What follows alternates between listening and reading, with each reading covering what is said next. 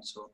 So you have studied Bach, and who else would you recommend to study for good counterpoint? Well, Bach is my favorite composer, and I always think about him when I'm composing. Though I don't write in the style of Bach very often, once in a while, but I always think about the counterpoint, the lines. Excuse me. And all of my music is contrapuntal, all of it. It's even the ones that sound very folkloric. There are lines in the middle. Usually it's three voice. There's a melody on top, a bass line that's also a melody, and then an inner line, which is the most interesting for me. Even Home, we were just talking about, is three voice counterpoint, even though I improvised it. If you think about it, like if we have,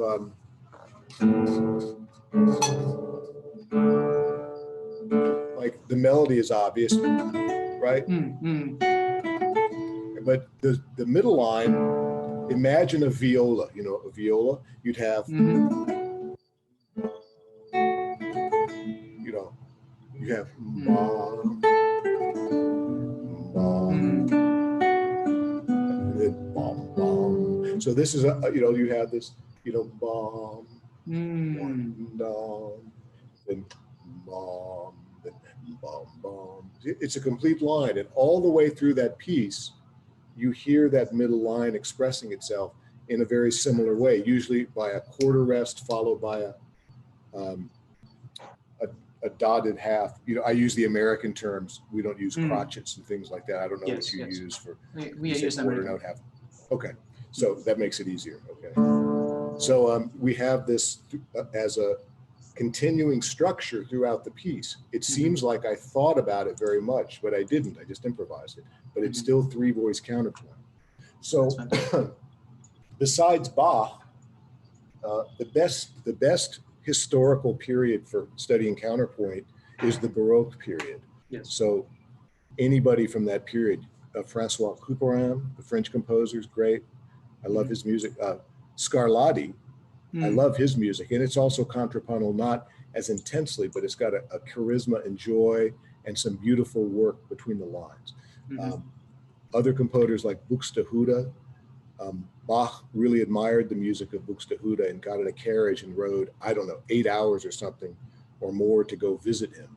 And if you hear some of his music, it's also really great. So there's many Baroque composers you could explore. And then, of course, in the classical period, there are some good examples of counterpoint, though not as much. I mean, Beethoven really did use counterpoint well when he wanted to, but his music is not intensely contrapuntal. Mozart, not so much. But you can find examples of counterpoint. I mean, Beethoven could write counterpoint. Like if you hear, I think it's the Ninth Symphony, the fugue that he put in there, well, you know, it's just beautiful. And Beethoven was a disciple of Bach in many ways. Perhaps, of course, they never met. I mean, he met Mozart when he was a boy, and Mozart was impressed with him. But probably he was, you know, I don't really know if Beethoven studied the music of Bach, but I would assume he did. Bach was kind of forgotten for a while, you know, until Mendelssohn brought him back into public awareness. He had kind of receded in the past, and then Mendelssohn brought the music back and said, we should study this music. Thank goodness he did. Bach kind of re-entered the world through Mendelssohn, and he's never left again, and he never will leave again. His music is the best. That's a great question. Yeah. Last question. Sorry about that. Yeah, sure. I don't want to take up all of your time. You said you imagined the viola, and that's a wonderful thing because Segovia said the whole orchestra is in the guitar. And I could never understand how would you imagine and try to emulate that sound because, you know, for example, if you play a cello suite, obviously you're playing it on the guitar, but how would you imagine the cello and how would you try to emulate the timbre and the quality of the cello or any other instrument? I mean, guitar is guitar. So, you know, we don't have a bow. We can't sustain strings. So we can't be too literal in trying to sound like another instrument. That just sounds a little bit artificial, but it's the spirit of the phrasing that you might think about. You know, I don't try to sound like a viola or a cello necessarily, but I try to play phrasing as beautiful as a violin or a viola would. Because the thing about guitar, I mean, I know in Zoom, the sound is terrible on Zoom, but if you hear a lot of guitarists play like, it's very guitar-y, right? But a violinist would probably look, they would add little glisses. So I would be thinking differently if I was imagining how a violinist would phrase a line. I would play it differently. I try not to play just like a guitar player, but to let the line sing and develop the way another instrument would do. It's the intent to, basically it's just trying to phrase as beautifully as you can, and don't let the techniques of the guitar dominate. It's difficult because we spend years and years practicing guitar and mastering our technique, and the technique is a trap. It all becomes all about nails and plucks and slurs, of course, and as it should. But at some point, you must transcend that. It can't be about the guitar techniques, which sounds always like guitar, guitar, guitar, pluck, pluck, pluck, pluck, pluck, you know. We must go beyond that and try to bring out other sounds, other sensibilities that fit the music, that fit our intent, our desire to express music. So in a way, it's going beyond the guitar, but this takes time. You know, this doesn't happen usually when you're a teenager. I mean, it can, but you know, usually you need some time to really, oops. Oh, that's not good. Ouch. That was the side of the guitar. It's okay. It's dark. I couldn't see where the stand was. You know, but it's the great thing about playing guitar, the great thing about music is it's a lifelong experience. And like anything very valuable, you don't get it all at once.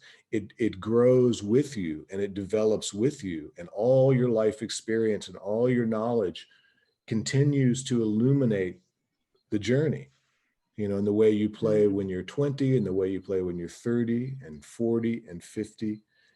All of these times, they're all beautiful, and you tend to grow in your wisdom and the way you approach music. That's the path of an artist. That's not the path necessarily of a guitarist, but you know, you want to use your guitar skills to be a musician and an artist.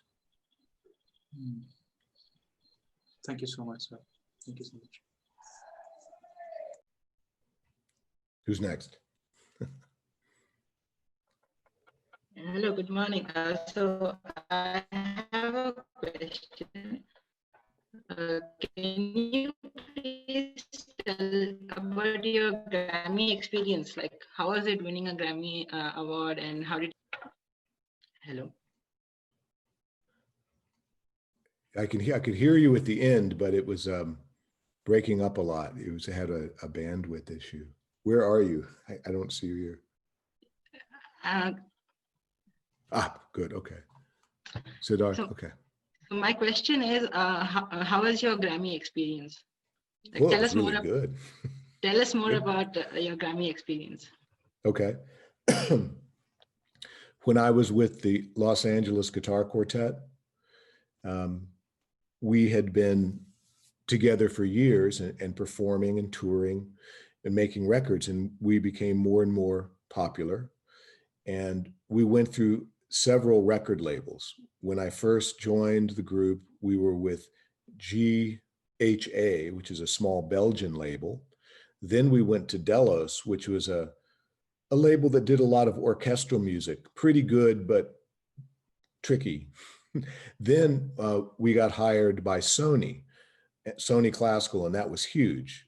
You know, this is back before, I think many of you were maybe not born yet. This was more than, was it 20 years ago? Almost. Yeah, it was more than 20 years ago. And back then, the internet had not basically taken over and essentially destroyed the music industry. I mean, it's destroyed it, it's changed it, but it did kind of destroy it in the sense that record labels were very powerful. They had huge power and put records out. And if you could get a record contract back then with a major label, that was a big deal. And it's hard to imagine that now if you've never lived through that.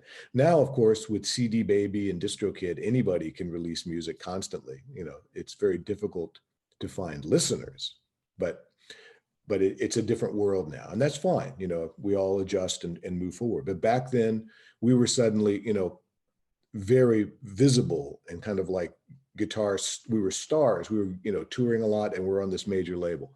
Okay, so this helped a lot. Then we switched labels and went to Telarc, and Telarc was even better. Telarc began to send our materials into the Grammys, you know, and we got nominated once and did not win, but it was still great just to be nominated. The next record got nominated again and then did win.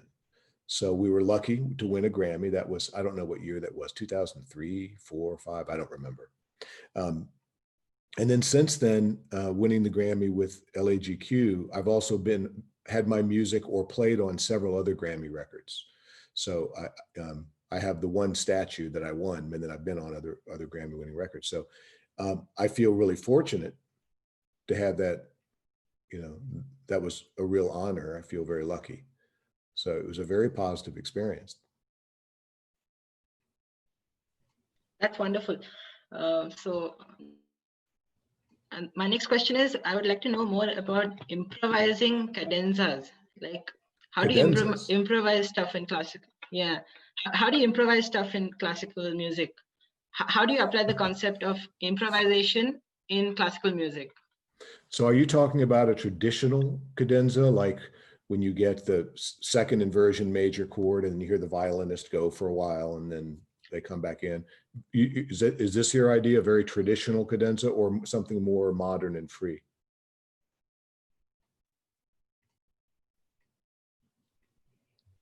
Well, anything actually, like it can be traditional or modern, preferably modern.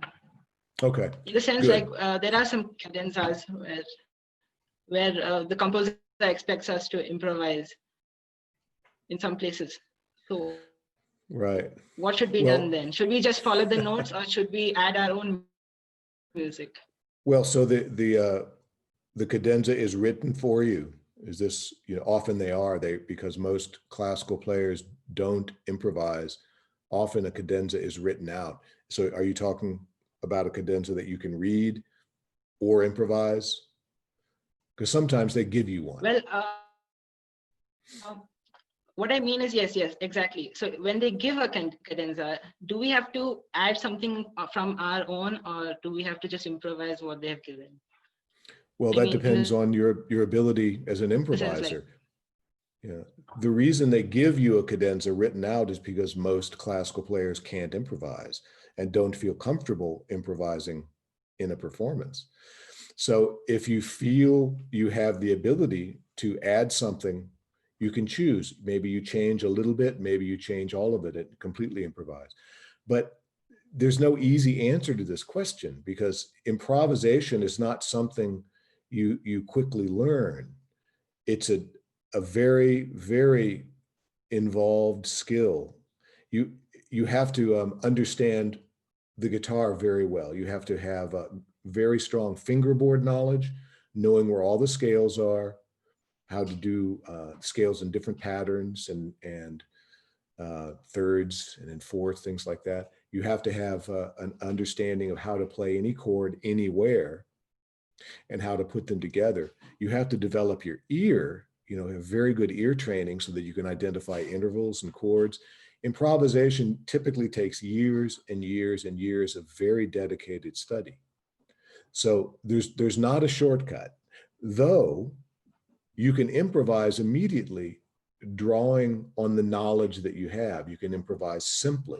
You don't wait for 5 years and decide, I will improvise in 5 years when I've learned the neck and learned the scales, learned the chords. That's the wrong idea.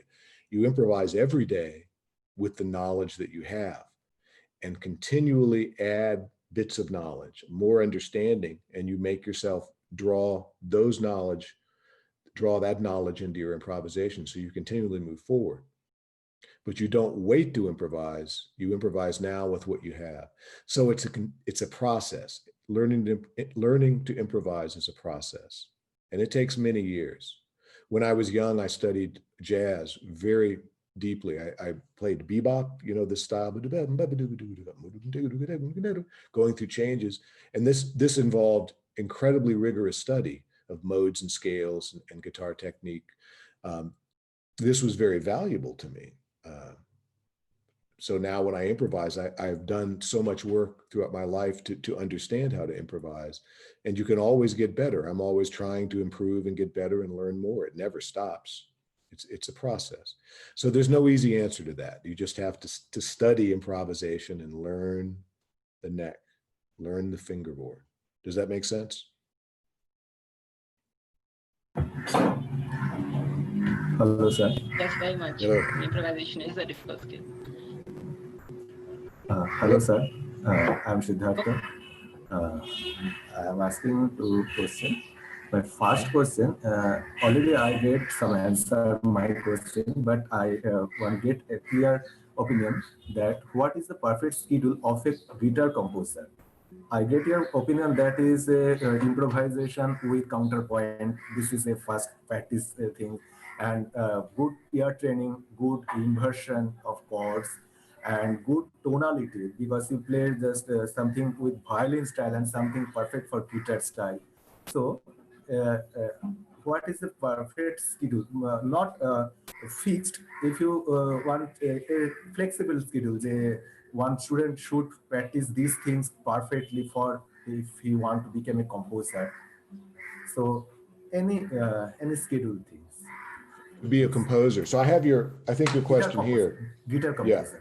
Right. Yeah, I give you question. So everything, your knowledge of theory, chords and scales, this is also very important as a composer. The best way to begin to learn is to study musical scores of other composers. A lot of noise there. So, there's no substitute for studying scores. You need to look and see what the composers you like, different periods from the classical period to, all the way back, Renaissance, medieval, Baroque. Look at all the way music was written, and you really have to listen to the music, the recording, and see how they did these things.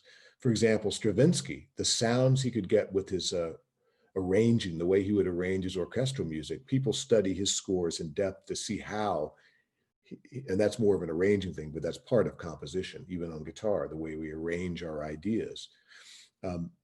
So studying scores is very important because this is the knowledge in print of centuries of music. Also, if you like popular music, which I like pop music too, not all of it, but I still enjoy rock and roll and things like that. You can listen to this music and try to understand its structure, what the chords are. When you listen, try to identify the chord progression, what intervals are going on, what inversions, what's the melody doing over the chords. The more information you can pull from music, you learn, and all this knowledge helps you as a composer. And then once you have this knowledge, you always increase this knowledge. You can compose now with the knowledge you have, and you don't wait again. You don't say, I will start composing in 3 years. You say, I'm going to write now. But always keep learning, keep studying scores, keep learning more, and try to use that knowledge in your compositions. You might practice modulating. Give yourself some modulation exercises. Start in C and write a little melody that modulates to E flat. Start in C and write the melody now it modulates to G minor. Just give yourself little difficult tasks and see what you learn. All of those things. It's things like that. And then you have to be able to hear in your mind ideas and figure out how to get them from your mind onto the guitar, to recognize what you're hearing.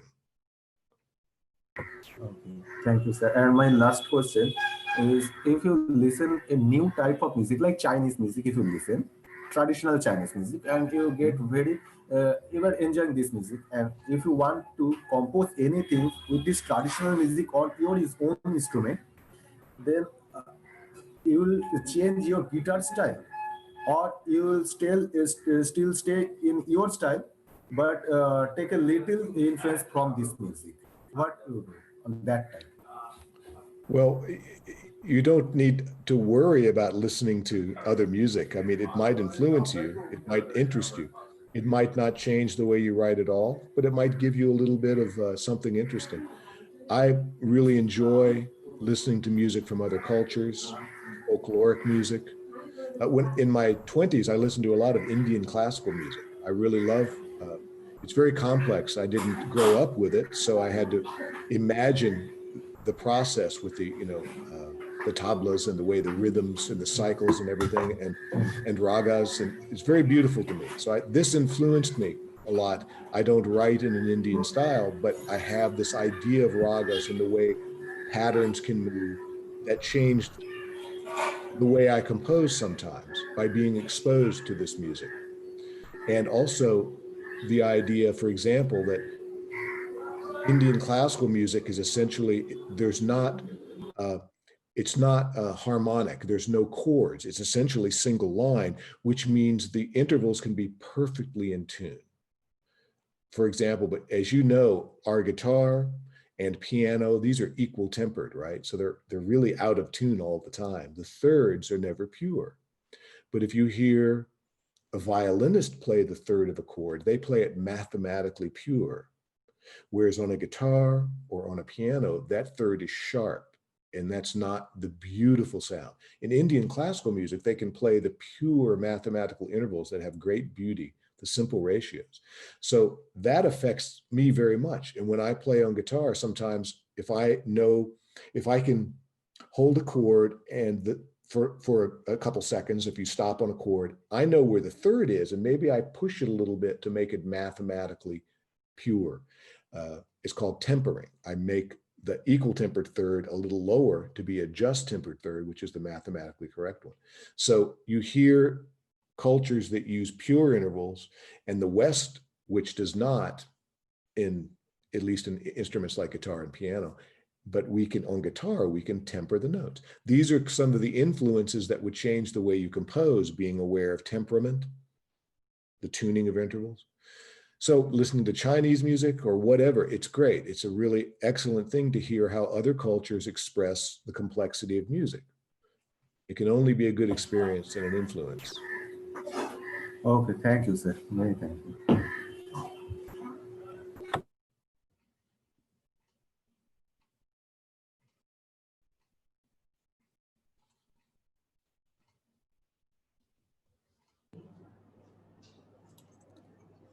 Who's next? Hi, Lenar. I can't hear you. I think you're muted, maybe.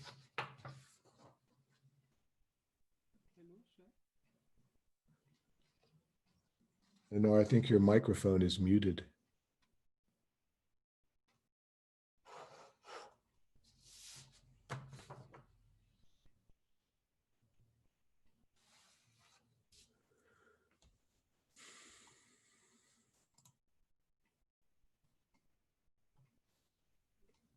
Hello.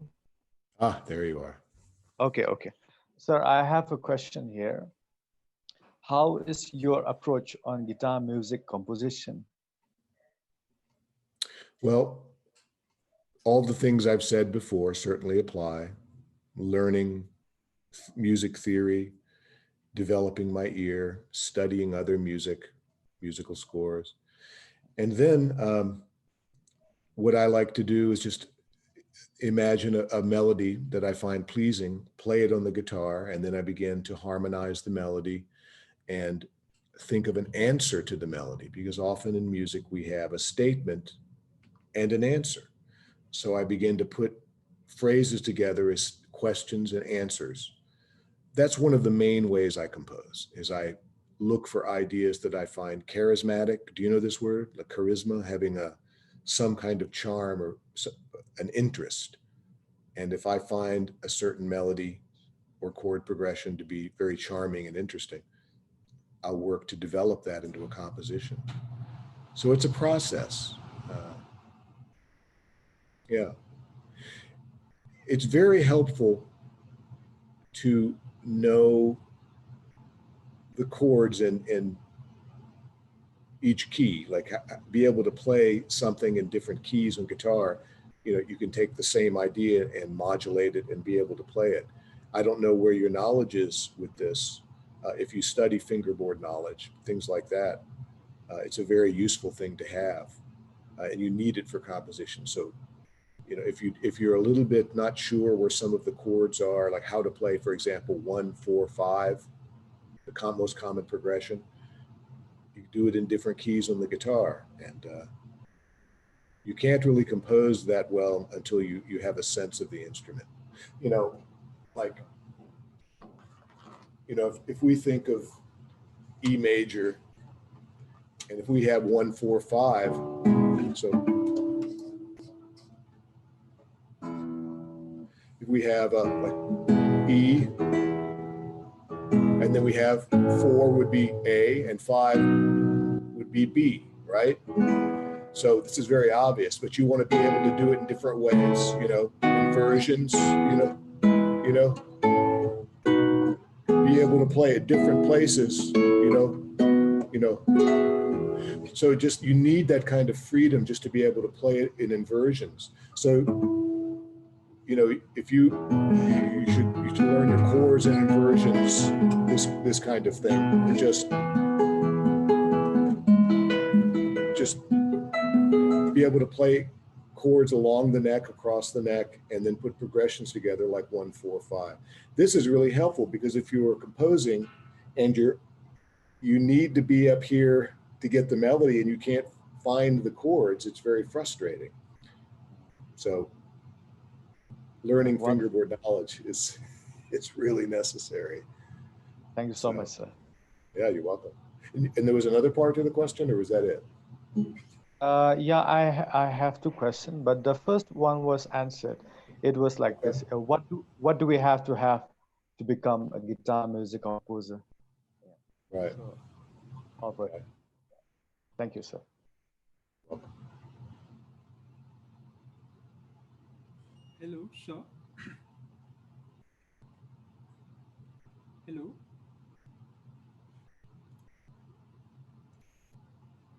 I can't really hear it. I hear something, but it's very, very quiet. Now, hello. Can you hear me now? Now I can. Yes. Yeah. I have a question. Like whenever we compose a song, like I face this problem. Whenever I start composing a song, I have a good bass line, I have a good melody, I have a good chords. But then after composing the intro and some melodies, putting them together, I get lost. I have no idea like what to do after this portion or something. Like I have. Right. You're not alone. That's I'm blank. very common. Yeah, that happens to everybody. So yeah, hang on a second. There we go. So this is probably the question I get asked most when I you know, give workshops on composition. How do you develop an idea? I can get a nice idea, but then what do you do? All right. So there's not an easy answer, but I'll give you some thoughts. So what I said a moment ago about questions and answers is good. You can take a nice idea that you have and then imagine a way to answer it. And they often use this idea of question and answer. I mean, as an example, let's see. If we just make up an idea, like something like, you know, so that would be the first, the question, like, and then we think of an answer. An answer might be like, and then again, it might do it again. So you just write an answer to your first statement, a question, and then you think that one didn't do it, so you write another one. You keep like sketching ideas, like write another answer and another answer, and it gives you a sense of form, the beginning of form. Okay, and the real answer to this question is it's learning how to think about the form or structure. So when I say form, I mean the overall shape.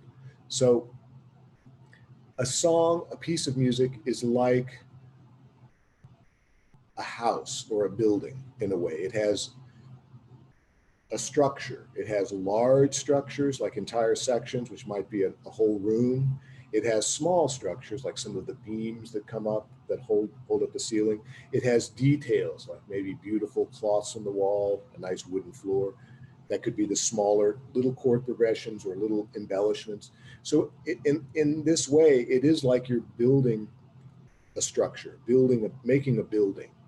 And, you know, I'm sure you've seen that you go into some buildings and they're ugly, you know, they don't look so nice. And just the way some compositions are not so nice because the form isn't pleasing. So thinking about form, we start with a small idea and then we try to grow it into a pleasing form, like a question and answer. And then maybe you repeat that. And then you begin to have a little structure there. You have a nice room. It's starting to feel pleasant and you like it. Then you know that you're building something that you like. And then maybe you think, I must go somewhere new. I've been in this range here in the melody. I must go a little higher now to make tension, to make more interest. So you try composing a line a little higher up that moves upward, and you think, that's terrible. That didn't work at all. That's normal. Sometimes you have an idea, you try it, but you can't see how to do it. And then maybe half an hour later, you're sitting somewhere and you think, oh, let me try this. Then you try that one, you go, that's better. So it's this process, bit by bit. It's like chipping away at the stone, you know, to make a sculpture. You have to try things and try them again and sketch. I use the term sketching, like an artist sketching. I sketch idea after idea when I'm composing. And so that's really what you have to do. You have to let this idea you have, like let it dominate your mind, and you have to imagine where it could go and think about it a lot. It's kind of being obsessed with it. You know, you have to kind of struggle with it, wrestle with it. You have to love it and maybe even be frustrated with it and really keep working with it. So most of my my larger pieces where the form is a bit complicated, I would sketch these ideas endlessly, and I'd have pages and pages of them, and only some of them would come in the piece. Others were just to get me in the right direction. So sketching, thinking about it, trying to grow the structure. If it doesn't work, you take this part away, you try another way, another transition. I'm just trying to illustrate the process. That's how I think about it.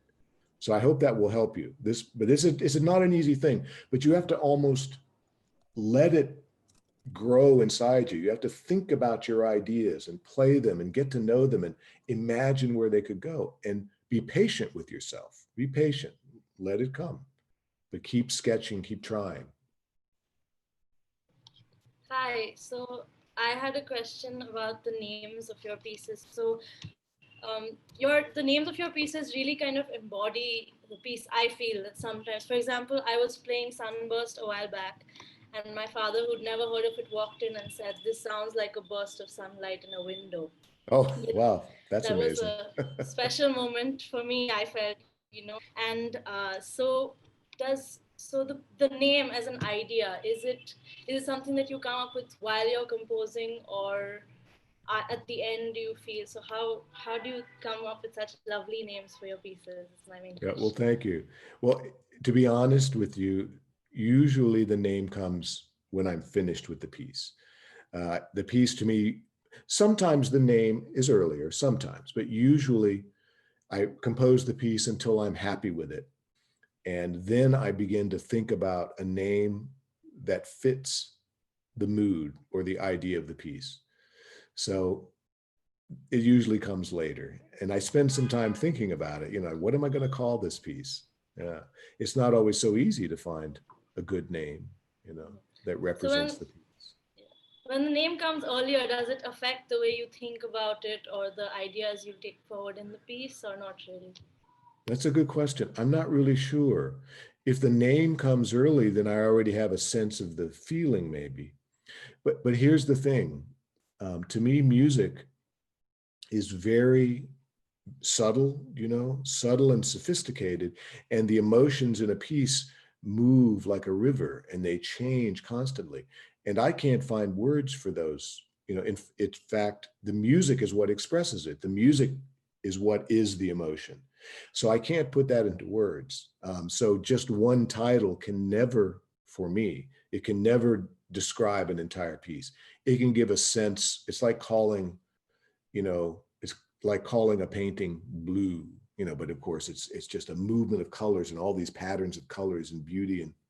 And so the word to me is just sort of a handle, something you can communicate the piece, and also an artistic, like a little poetic idea of the piece. But these are very good questions. And yeah, it's not always easy to name a piece. Sometimes it drives me crazy. I want to print, I want to notate the piece, but I have to put the name on top and I need the name. So sometimes I'm searching desperately for a name so I can, you know, print the piece.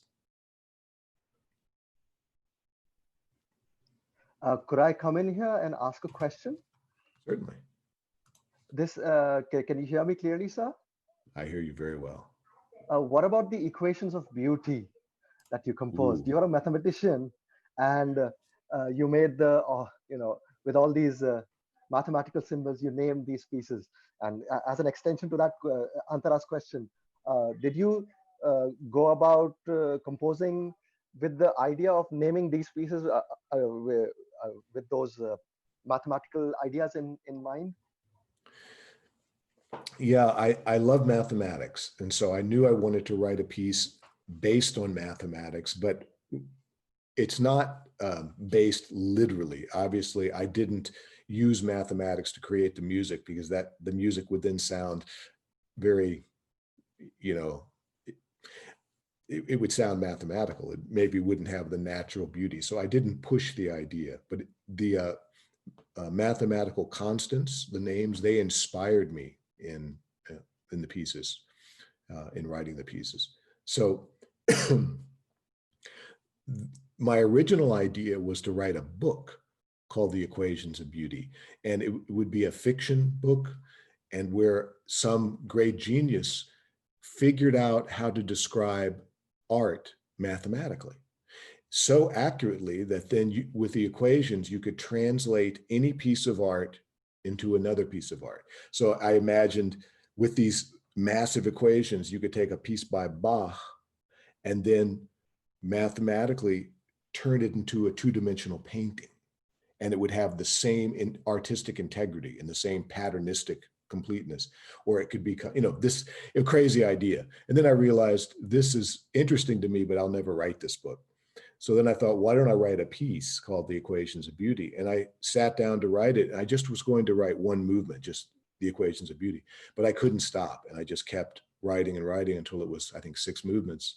And so I just kept going through the constants, you know, and until I finished. But it became quite an epic piece. But yeah, even though I don't use mathematics directly when composing, I think of, to me, mathematics is a very beautiful and pure language, and so is music. And there they meet. They express differently. One expresses very intellectually, the other expresses very emotionally. But I use the patterns that I see within mathematical concepts. I also use those ideas in my writing. So it does influence it, but not in a deeply intellectual way, because then again, that would be, that's an artificial way to compose. I have to keep the heart involved, the emotions involved. But very good question. You know, are you a mathematician? Because you. Well, I was a student of maths, but you know, I quit. Okay. I'm only doing music now. Yeah. Well, I even write articles just for pleasure. And my most recent one is have you seen them on my website? I've put some there, but I was working with, you know, Ramanujan, who it fascinates me. I wrote an article on working with one of his equations on combinatorics, number theory. If you want to look at my website, I have a math link. If you want to really, you know, most people hate to read that stuff, but if you're interested, just to tell you, it's there.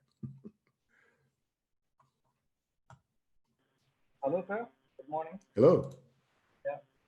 Sir, I am exposed to more Indian music, like Indian classical and Indian Hindi film music. So I try composing music.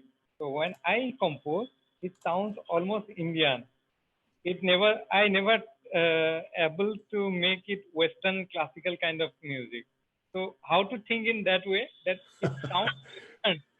Well, I mean, you can't help but be deeply influenced by the culture in which you grew up and lived. So, and that's not a bad thing. That's very natural and authentic. So I wouldn't try to lose your your Indian, the sound that you maybe is coming through you, but what you can do is expand it. And by expanding your vocabulary by studying and listening to Western music or other cultures' music, or you can expand it, but you never really remove your deepest influence. That would be a mistake because that's your heart and soul. Do you know the music of Astor Piazzolla? Yeah. Yeah, so he wrote tangos, and he was studying with Nadia Boulanger in Europe. She trained many of well-known composers in the 20th century. So he was studying with her, and he was writing pure Western music. And she told him, this is not for you. You're a tango musician. You come from a culture where tango is alive. And when I hear you play that stuff, it sparkles. This is beautiful.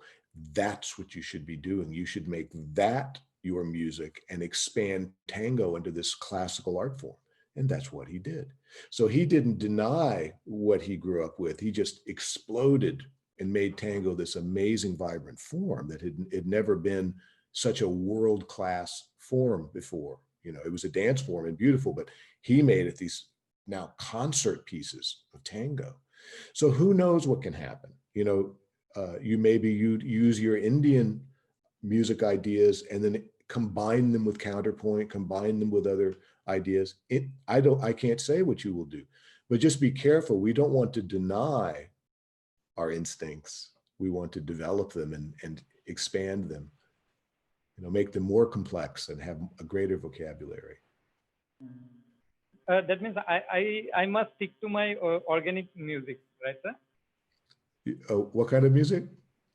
The music that is very organic to me. Organic to you, yes, yeah. Okay. Yeah. Thanks. Yeah. You're welcome.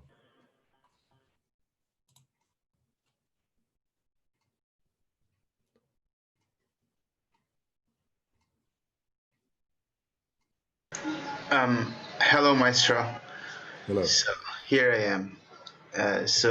I have seen you have a great interest in mathematics. So it's maybe not a musical question, but like I'm very curious to know like how you got so much invested into mathematics. So, and I have seen you like share some equations sometimes. I don't really understand very well the concept of mathematics beyond just basic academic studies that I did, but it's still all very interesting to me, like how you sometimes explore different ideas and equations.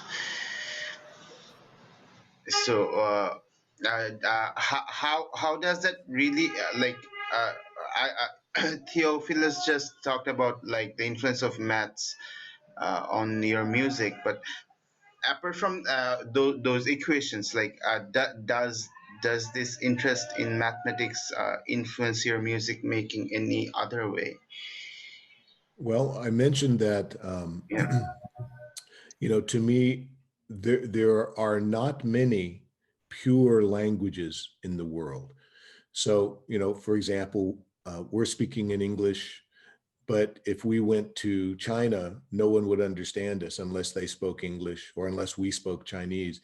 So actual speaking is not a universal language. You need to know the language of the culture or the person that you're communicating with.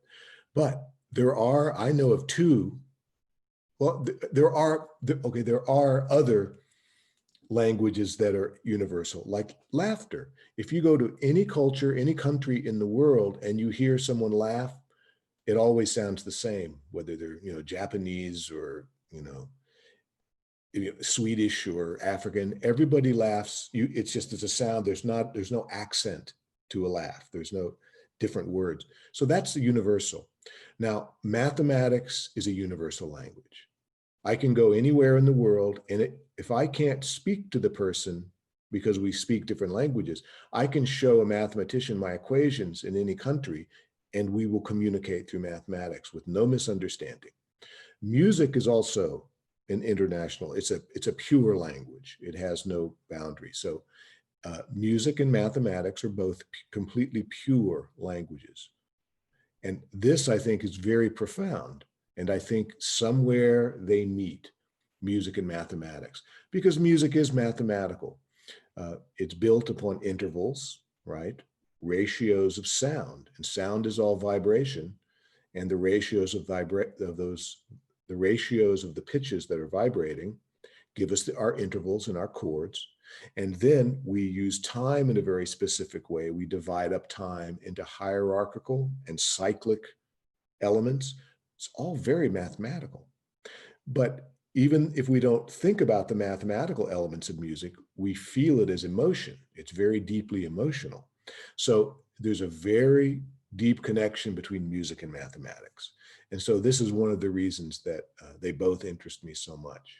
Studying mathematics in a way is bringing the organic qualities and the subconscious qualities of music into the conscious mind. Because if you can understand it with your intellect and not just your emotions, then you understand it on multiple levels. So in a way, mathematics is music understood by the conscious mind and the intellect, and music is the same idea that's understood by the emotional self. You know, a regular person listens to a song and they may be moved, they feel the joy, or they're moved to tears, but they don't understand what the chords are. They don't know what the intervals are. They can't describe any of the structure of the music. They just know it moves them. They understand it emotionally. But a musician who studies can often then also describe the music in terms of its structure and its intervals and its chord progression and its meter and its key and its modulation and counterpoint, all the incredibly intellectual ideas that make music. So mathematics is like that. It's more about understanding the intellectual structure of things, of patterns, and music is about the emotional. And I think somewhere they meet in the middle. That's maybe an unusual answer for you, but this is, you know. Yeah, it absolutely makes sense. Like sort of like it happens in the subconscious, I suppose. I think so. Yeah. Thank you so much. You're welcome.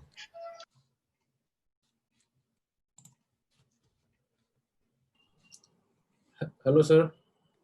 Hello. It's a very, I feel very joyful talking to you now. It's a wonderful opportunity that I have. Like several years back, when I was starting to learn music, then when I heard your Sunburst, it was like bringing light to my heart. So yeah. it's wonderful. I want to thank you for your wonderful music, and one thing which I would like to ask is, I have seen your paintings. So how does painting help you to compose music, or is it something which you do parallelly? Or have you done any music on painting, or if you have done music after doing a painting, is it something like? Well, painting, I haven't made a painting for 12 years. There was a year, in fact, I only painted for about 1 year. And then my daughter was born and I stopped painting, because when you have a child, sometimes there's not enough time. And I was obsessed with painting. I was painting all day and I just found it joyful and liberating. And then I stopped, but I might start again. You know, I think I've been thinking about it again, maybe, but so it's not something I continually do. But at that time, that was my obsession. I was doing painting more than music. And there was something special about it because I didn't know anything. I had this beautiful ignorance and I could just throw paint around and have fun. Because when you begin to learn, like same thing with music, once you begin to learn, you start to have this knowledge that becomes heavy on you. And it can be almost a crushing weight to know more and more. It can actually make people less creative for a while. It can, and until you transcend it, and you can be a warrior and kind of encompass the knowledge and use it for yourself, and it no longer crushes you. It's available to you, and you transcend it. This is an important idea for study. But when you start something new, you have this beautiful childlike nature. So I could just move paint around. I didn't have to worry, and it was wonderful because all the work I had to do in music, it was very intense and so much knowledge I had to work with. Painting, I could just throw it around. Now, within a few months, though, of course, I started to learn more about painting, and the knowledge creeps in, and it starts affecting you. But initially, there was that joy of exploration, and that's what drew me to the painting. And just working with color, it was such a different thing. Just color on canvas, making these two-dimensional works, very different from music in a way, but also very similar. It was very similar. You know, the urge to create felt very similar, whether I was doing a painting or a composition or working with mathematics or writing a story. It all feels the same at some level. So, yeah. But it never really combined with my music. I never did a musical painting or something like that. But then again, I haven't painted for years. If I had continued, maybe I would have combined it with music somehow. I don't know. But a very interesting question. Thank you, sir. Thank you. Do you paint? No, I'm an architect. Okay. Okay. So I could relate to what you were saying when you said music composing is like sketching. Yeah.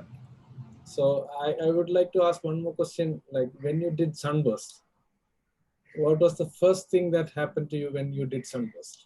Like which which phrase occurred to you or something like that? Well, in my mind, I heard, and I thought that's a very nice melody.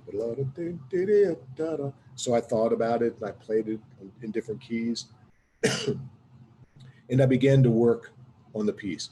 And it became clear to me that maybe it wasn't good in standard tuning. It wasn't as good. So I came up with the idea of putting the first string down to D, and that gave me possibilities for moving the melody along the second string. And I thought, that's a good idea.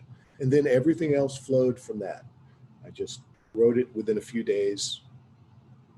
And I'll tell you a story that almost no one knows.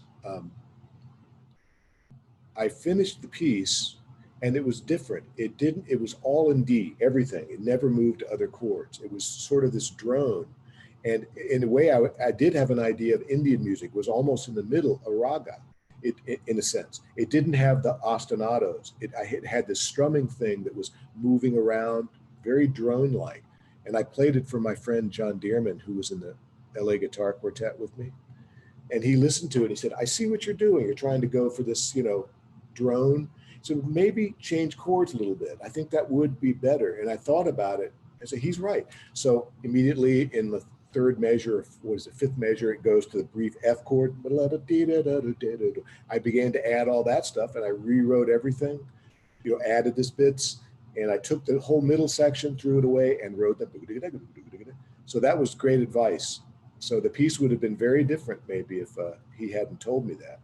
But there was an earlier version, and I can't find it. I've looked through my papers, wherever it was. I don't have a recording of it or any kind of written thing, so I don't remember what I did in the middle section. But I had a whole different Sunburst at that time. But that's the evolution of that piece. Okay. Do you keep recordings of your evolutionary process?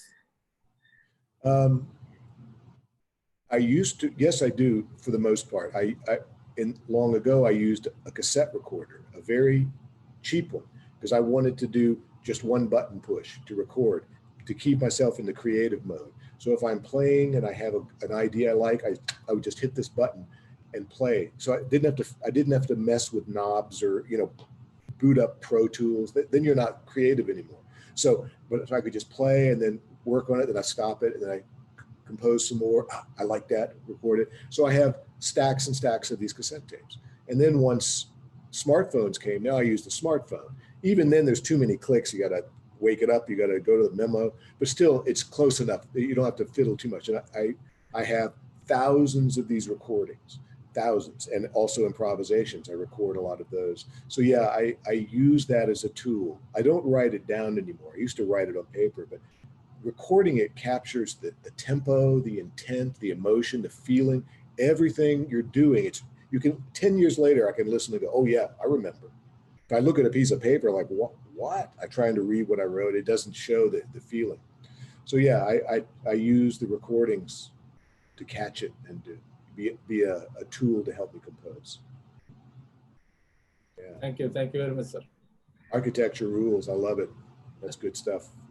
Thank you, sir. Combines math as well. You have to know how to, you know, calculate load bearing and stress and all this. I like that combination of stuff. Thank you. Pleasure meeting you, sir. Pleasure to meet you.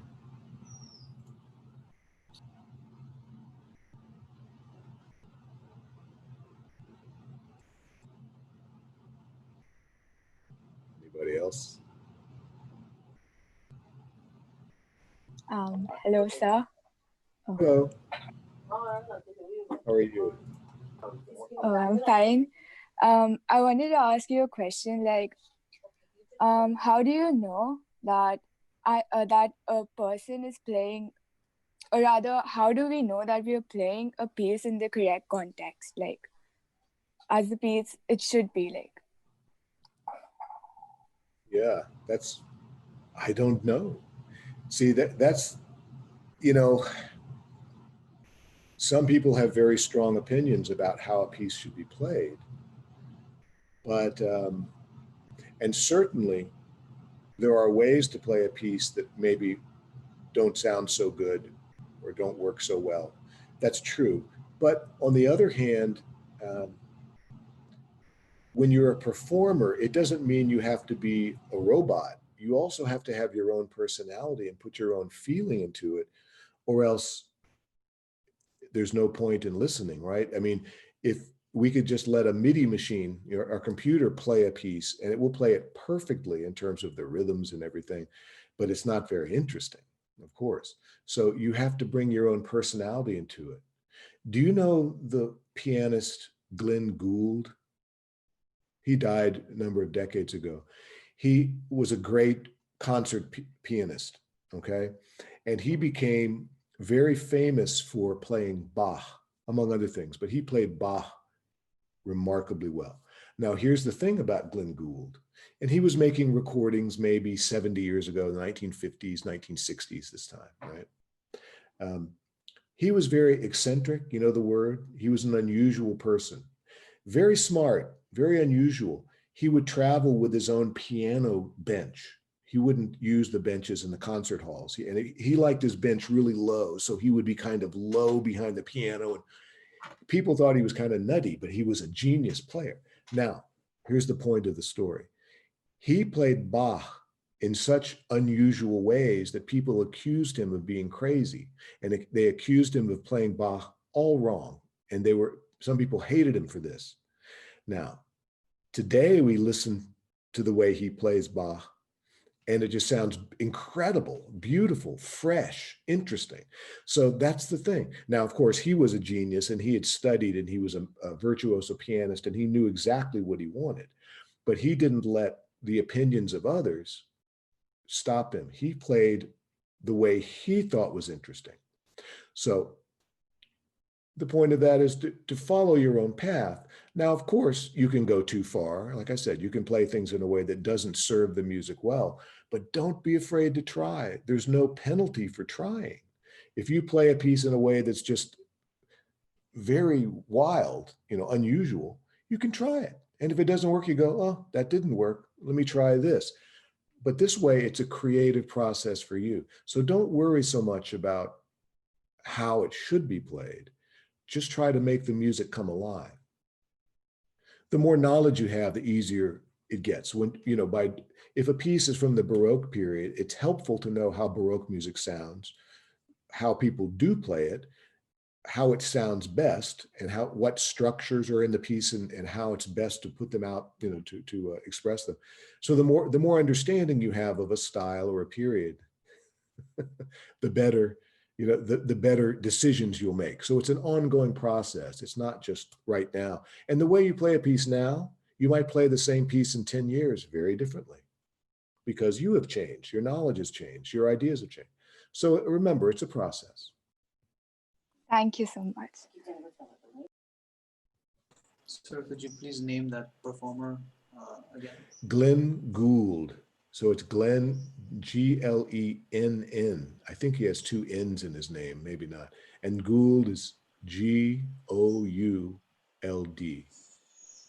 Yeah, I'm sure on Spotify you can go listen to his, what's the Bach? I can't think of the name. You know, the Yeah. ba-da-la, da-da-da-da-da-da-da, beedle-da. Art of the Fugue, I think. That's not Art of the Fugue, it's the early one. This first movement, that's the theme. I'm just blanked on the, and the first variation is Goldberg variations. You know, that whole thing.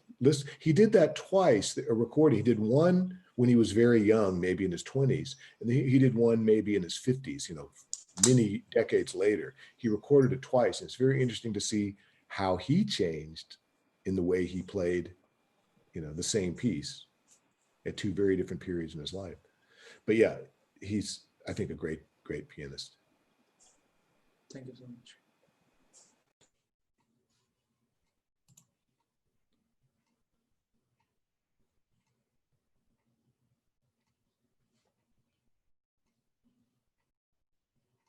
I have a question. Okay, I'm looking for you. I'm Johnson. First of all, thank you for this session. There you are. Thank you. I've got all these little small pictures. I'd like to see who's speaking. I like to see who's speaking. Okay, go ahead.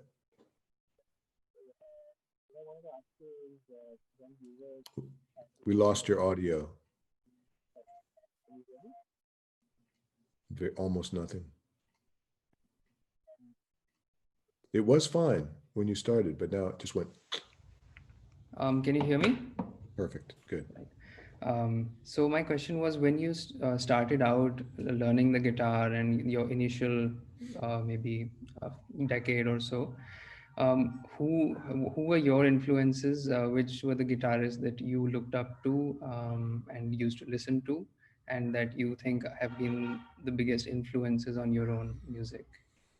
Well, my father and my uncle were guitar players. And so, you know, that was my first real influence, was having guitar around the house.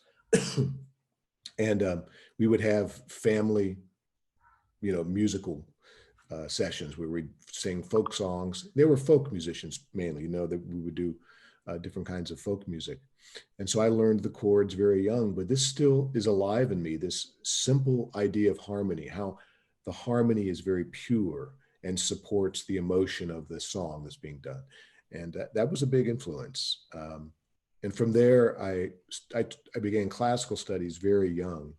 And then so it opened up all that idea of harmony and that purity of harmony. Then I began to express by learning at first, you know, pieces like simple Fernando Sor and Giuliani and these kind of things, and just went through that process when I was, you know, like 7 years old or whatever.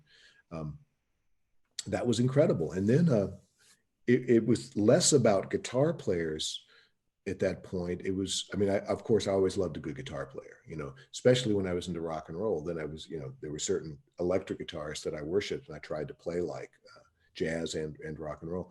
But in terms of nylon string, not so much. I was more interested in orchestral music and pop music. I mean, when I was a boy, the Beatles were still together. Just, you know, they were about to break up. So they were still putting out records, and this was the most amazing music I ever heard. So I'd listen to the Beatles, and then I'd listen to Stravinsky and Beethoven. I just had all these records. My father loved classical music, so there were stacks of classical records. And so I would listen to my sister's Motown and pop, you know, records, and I would listen to my father's classical records. I would just spin records all day. This was my huge influence. I would listen, and I was amazed at all the different things I heard, and that affected the way I played guitar, you know. And of course, I would listen to guitar players too, but what I remember most at that period is listening to everything else, just, you know, all kinds of things.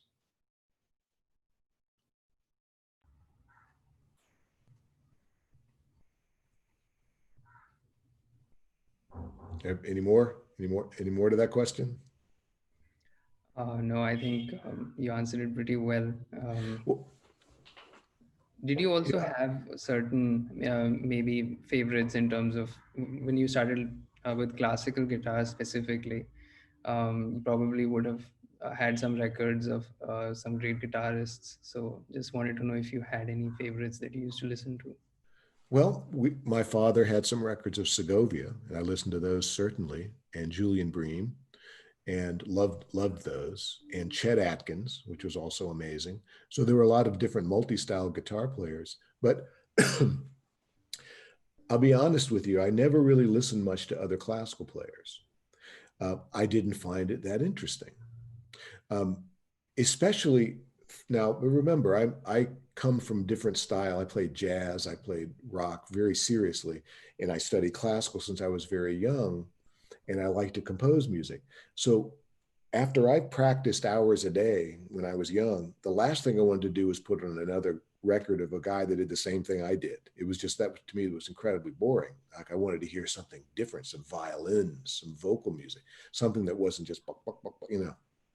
So, yeah. So now I know that's unusual. Most guitar players listen to mainly guitar records. I was never like that. I encourage guitar players to listen beyond the guitar because it wakes up so many different avenues of their musical spirit. I mean, the guitar has a lot of limitations, right? We can't sustain a note. It's a plucked note, which is beautiful, like harp or piano or guitar. We pluck a note and it dies, it begins to decay. That's part of the quality of guitar. But this is not the universe of music. This is one aspect. So it's really good to get a sense of music that sustains, music with a bow or with breath or with mallets, percussion. I mean, to get a sense of how other instruments play music and let that enter your mind and your subconscious and fill you. It changes the way you play guitar. If you only listen to guitar players, you'll just play like all the other guitar players. And that's ultimately not that interesting, you know, I mean, in a sense, because you want to learn to express yourself and bring something unique. And instead of just being an emulation of all the other guitar players you've heard, you want to move the guitar into new territory. You know, I think that's one reason my sound is different than most. I'm really absorbed in tone and texture and touch, you know, on the instrument.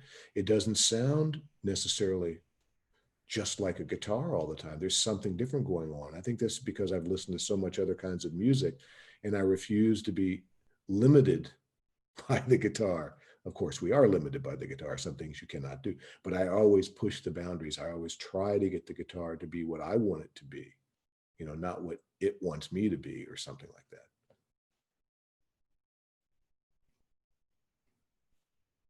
that. So I have another question. Could you please tell us something about the formation of LGQ, how this quartet got formed, and your sort of journey with the quartet, like how Sure. everyone came to be together and just form a band sort of. Okay, I'll try to make it short. That can be a very long story, so I don't want to bore you with it. But when I was 25 years old, I moved across this country. I moved from Virginia to Los Angeles, and that's about 3,000 miles, from the East Coast to the West Coast. And I wanted to study at the University of Southern California. And at that university were the other three members. They were already there, and they had just formed the quartet. They had another member at the time. There was a woman in the group. And so I came to LA to play many styles. My degree in undergraduate in Virginia was classical, but when I went to California, I was studying jazz mainly, and also classical, and also lute, various things. But I was really working on being a jazz guitarist. But I got to know the other three members of the quartet, Bill, John, and Scott, and we became good friends. And then just a few years later, they were having trouble. The lady that was in the group wasn't happy, and she would move to San Diego and was not doing all the gigs. So they started asking me to sit in and do some of the gigs, and this just kept developing until about 4 years later, I joined officially. And that was how it happened. I was there and we became good friends and we matched very well. You know, I was more of a player like them, but I brought, you know, multi-styles to them. They were, all the three of them were very much classical players, you know, and I was playing a lot of electric guitar and steel string guitar and nylon string guitar and composing and improvising. So I came into the group as sort of a different influence. But I think I was with them 20 years. Yeah. I'd played with them 20 years. Yeah. And That's how we got together. you mostly did the arrangements, right? Well, I did a lot of them, but Bill also arranged a lot. Scott, not quite as much, but a bit. And Bill did a lot of arranging. I did pretty much almost all the compositions for us. I mean, we played other music, you know, but I wrote quite a bit of music for the group as well and did some arrangements. So yeah, we created most of our own repertoire. Nice.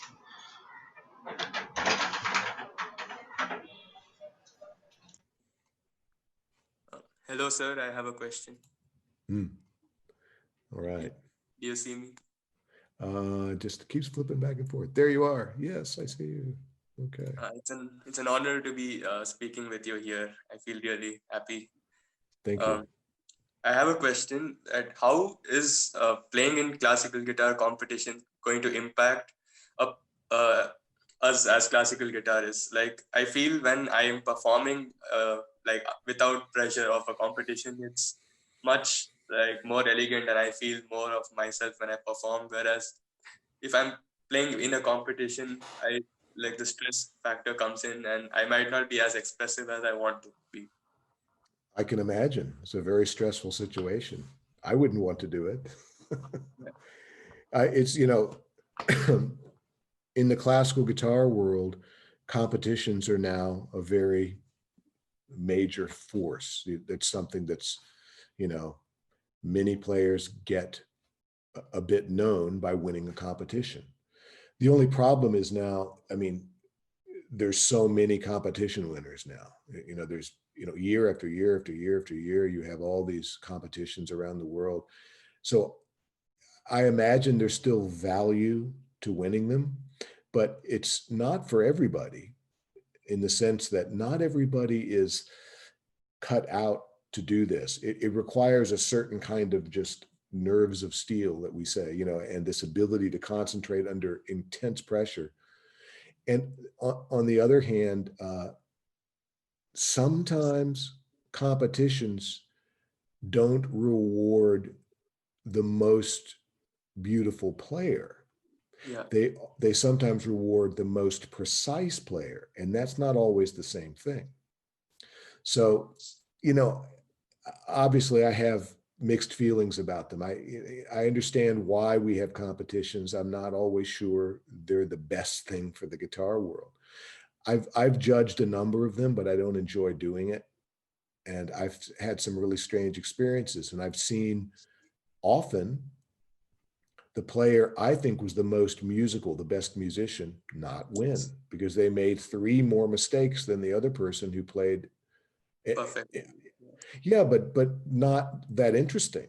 If I was going to go to a concert, I would choose the other person. It's like, that person I want to hear, there's actual music. So what if you made a few mistakes? Who cares? I mean, I want to hear music that's alive. I don't want to, I mean, I don't go to a concert to hear a machine.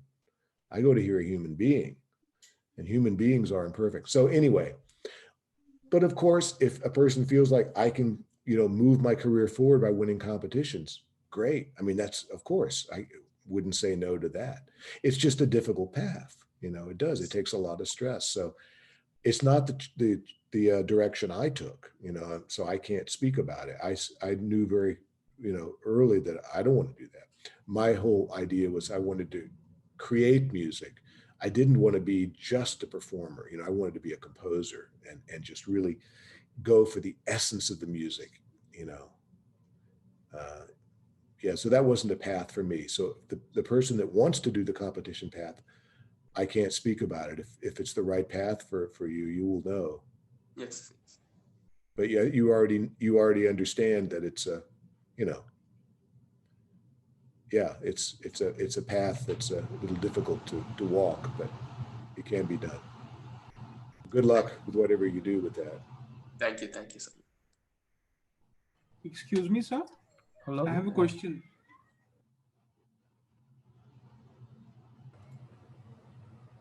Hello. Okay. Yes. Let's see. Wave to me. I got. Uh-oh. Okay. I keep losing my screen. There you are. Yes.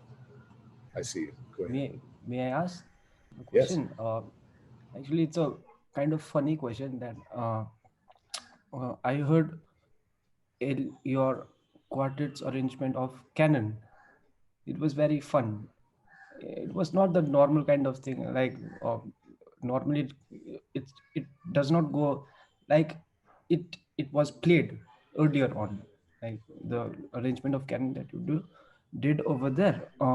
The thing is that if when we are learning a piece, is it the correct method to break down the piece, and then if it's going 1 and 2 and 3, like I make it 1, 2 and 3, 4, is it a good habit to play it like that while learning it? Or well, what do you mean? Give me another example. So you say break down the rhythm, like yes. In what Like way? for let's say for canon only, it's going like ta ra ra ra. Right. So I make it ta ta ra ra ra ta, something like that.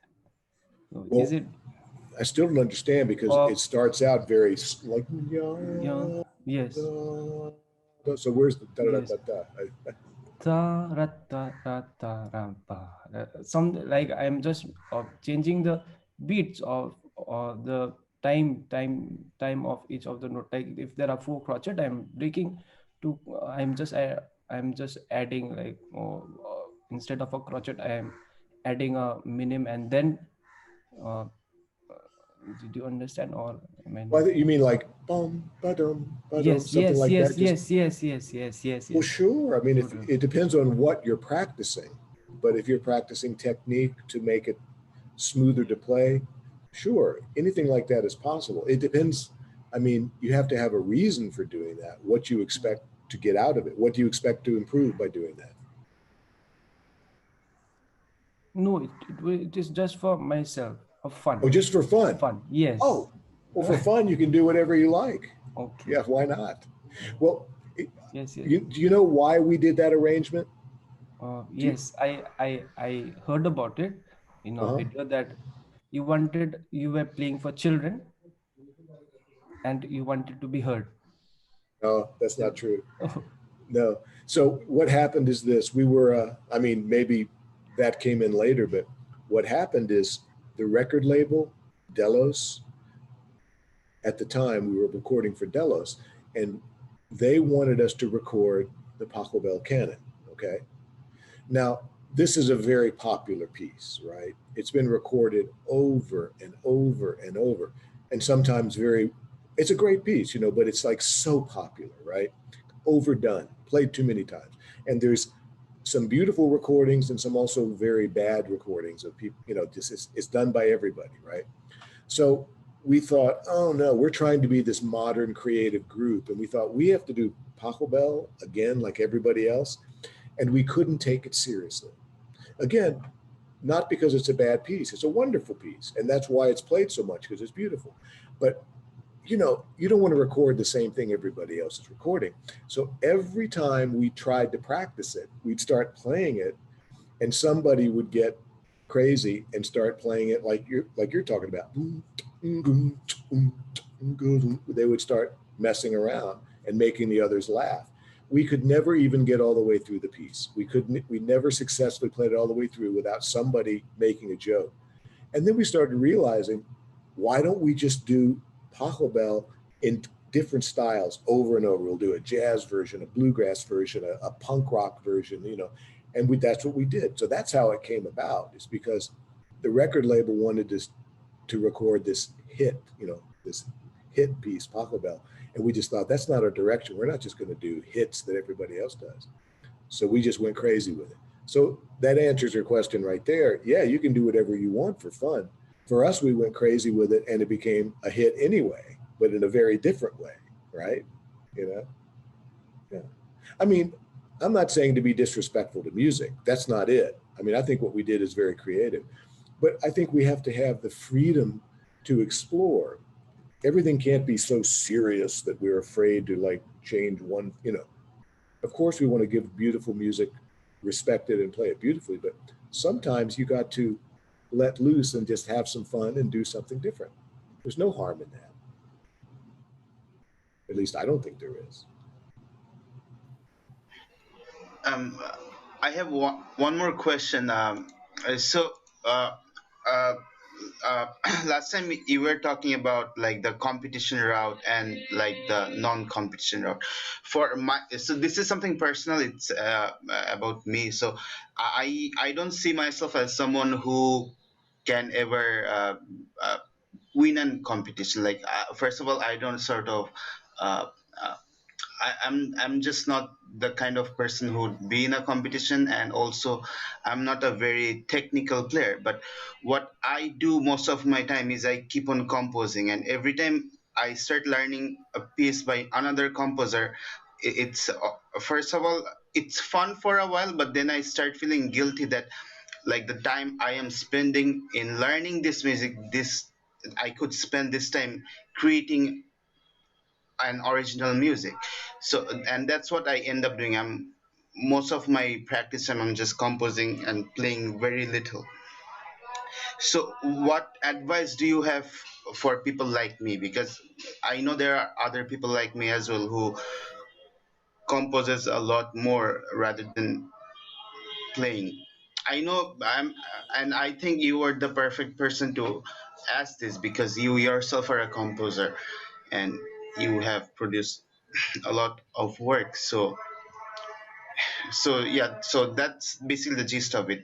I don't see myself as someone going the competition route and becoming a performer, but rather I'm composing most of the time. I can play my own pieces, of course, but so what advice would you have for people like us to like get there? Yeah. So your pieces, are they all kind of within your technical range, or do they stretch you technically? Do you write a piece sometimes and you have to practice it very hard to learn it? Yes, some pieces are like that that I really need to practice a lot. Okay, that's good because there's a kind of guitar composer that really only relies on their own technique and they never write anything that they can't play because they're kind of writing it with their hands. So they don't write beyond their technique. I think it's very important to write beyond your technique. And the reason I ask that is because if you write beyond your technique, then you are practicing because every time you learn one of your pieces, you're having to actually work. If a person writes within their technique, then it's also important to practice other music that's too difficult for them or that challenges them so their technique continues on an upward trajectory. So for me, I write pieces that sometimes I find very difficult to play because I don't let my own technique limit the composition because I'm thinking about the counterpoint and what I want the piece to do musically. It can be very difficult to play on the guitar. So that's a good situation because you want to always move forward and don't, let your own technique. And think of it, someone that writes for orchestra, a composer that writes for orchestra, they don't let their ability on each instrument limit the way they play for that instrument, right? I mean, the composer probably doesn't play cello at all, but he has to write these great cello parts, right? So it's very important to remember that. And guitar is this funny instrument because guitar is contrapuntal. You can do an entire piece on the guitar. It's not like a flute, which you typically play with other instruments, as part of a larger ensemble. Guitar is its whole thing. It's a solo instrument. So you can be trapped into writing within your own technical comfort zone. And I think that is a trap, but it sounds like that's not a trap you're in, so that's good. It never hurts, though, to look at another piece that you find fascinating, composed by someone else, and see what it's like to play it. What does that feel like? How did he get those sounds? How did she get these textures? And see if you can play it. This also stretches your technique. So don't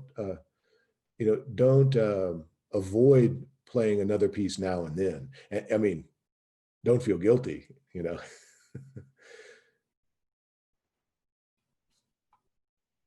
Thank you so much. You're welcome. Hello. Hello. Yes, I have a question. What difficulties you faced while composing a song or arranging a piece? Oh, well, yeah, a lot of them, you know. There's a lot of difficulties. It depends. I mean, there's no one answer. I mean, some pieces develop themselves and they seem to go with little effort. Sometimes I get stuck, you know, I come to one place and I just can't seem to get beyond that place. This is natural. And sometimes you have to jump over and start writing another section of the piece and find a way to come back and connect that piece. This is normal. Usually, it seems to me when writing is that 10% of the composition takes 90% of the time. Some of it just happens very quickly and beautifully. And then there are these transitions, these cadences, these very small places where you struggle and struggle. There's just not quite right. I don't know why. And you kind of keep changing it. So small portions take almost all the time. This is my experience. And the challenges can be anything, but often they're based on form. There's something about the form that's not satisfying. It seems to get boring here or static here, or the melody's hanging around here too long. It needs to change direction, or maybe it's too busy and gets confusing, or maybe it's not complex enough and it gets boring. It can be anything. It's case by case. There's no one formula, but you have to go with what's comfortable, what your instinct says. Once it feels right from beginning to end, it's done. But there are those moments, it just doesn't feel right. Measure 35, 37, it just doesn't, I'm always a little unhappy when I get there, and I don't know why.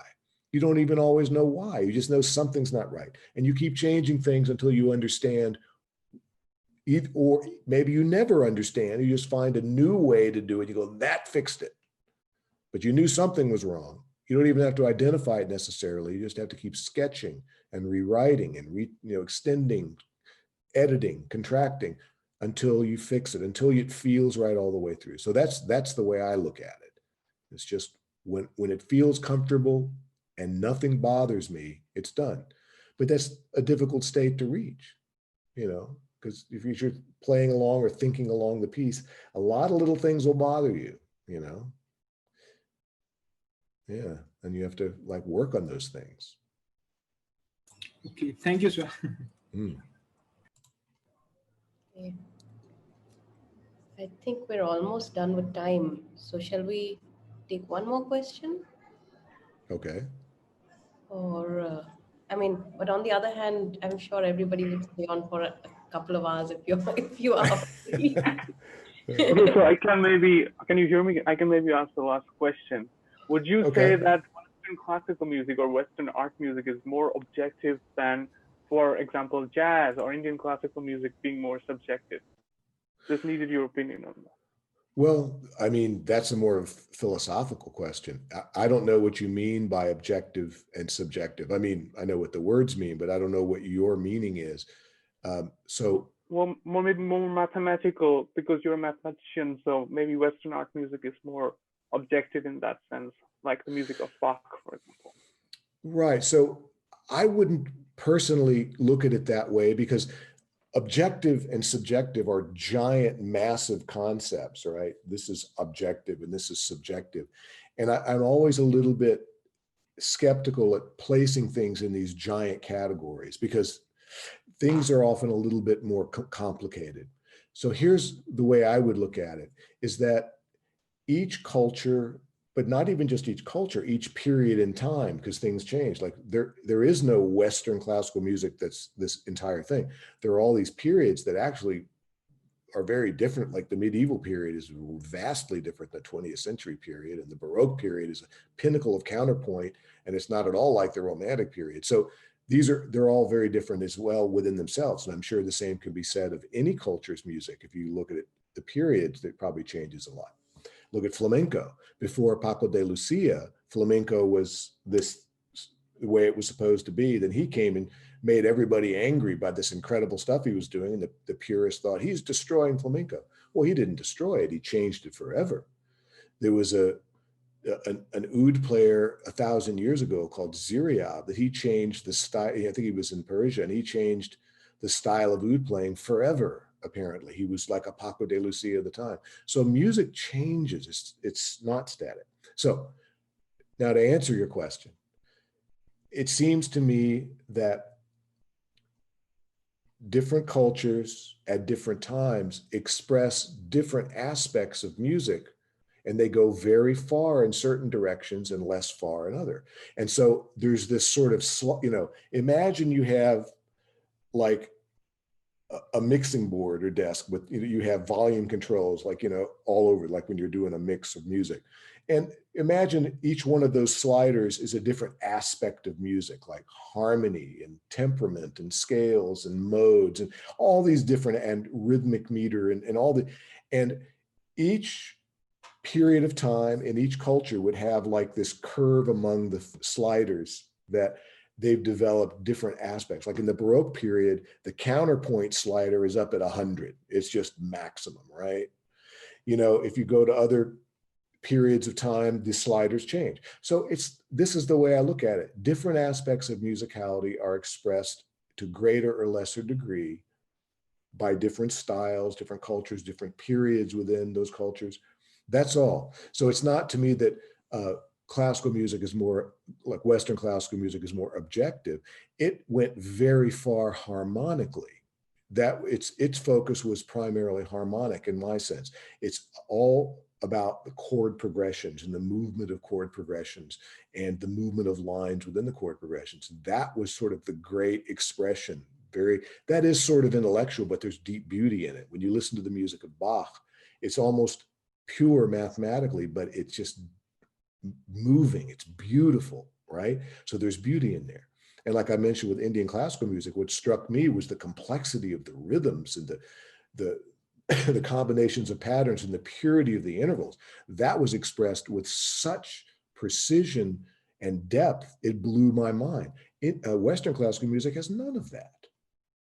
So it's like something is expressed here incredibly well, something is expressed there, and that changes over time. So it's a continuum, you see, like almost everything else.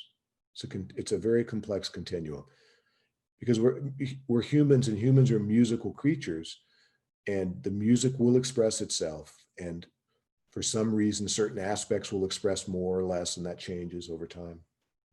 So I hope that's a helpful answer. You ask a philosophical question, you get a philosophical answer. So that's,